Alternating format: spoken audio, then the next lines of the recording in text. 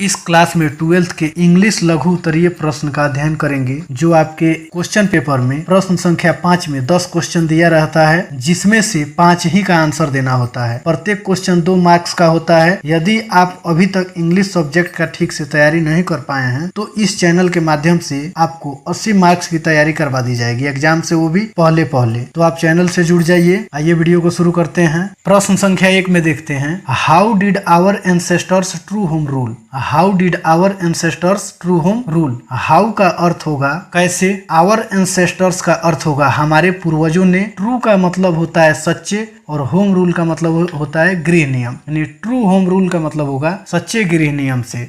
How did our ancestors true home rule, इसका अर्थ होगा हमारे पूर्वजों ने सच्चा गृह शासन कैसे किया।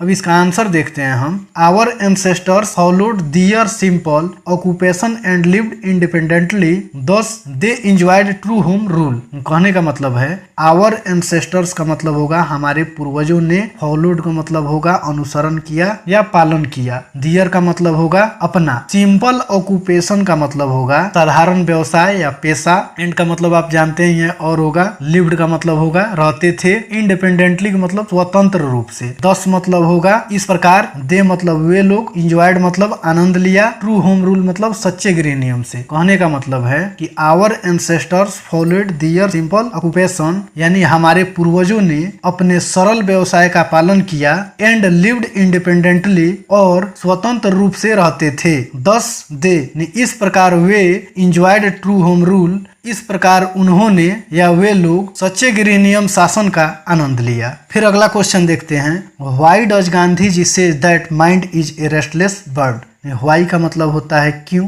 गांधी जी नाम है तो आप भी जानते हैं, सेज मतलब कहते हैं, दैट मतलब कि, mind is a restless bird मतलब मन एक चंचल पक्षी है। गांधी जी कहते हैं, गांधी जी क्यों कहते हैं कि मन एक चंचल पक्षी है या बेचैन पक्षी है। आंसर देखते हैं हम। गांधी जी से दैट, गांधी जी कहते हैं, सेज का मतलब होगा कहते हैं, दैट का मतलब होगा कि, mind is a restless bird यानी मन एक चंचल पक्षी है या बेचैन पक्षी है। रेस्टलेस का मतलब होगा चंचल या बेचैन, बर्ड का मतलब पक्षी, माइंड का मतलब मन, इज का मतलब होगा है। फिर आगे देखते हैं, बिकॉज का मतलब होगा क्योंकि, इट इज नेवर सेटिस्फाइड क्योंकि यह कभी भी संतुष्ट नहीं होता, इट इज नेवर सेटिस्फाइड का मतलब यह कभी भी संतुष्ट नहीं होता, the more it gets the more it wants मतलब जितना अधिक पाता है उतना ही अधिक चाहता है। गांधी जी मन के बारे में कहते हैं कि मन एक चंचल पक्षी है जो कभी भी संतुष्ट नहीं होता और यह जितना पाता है उतना ही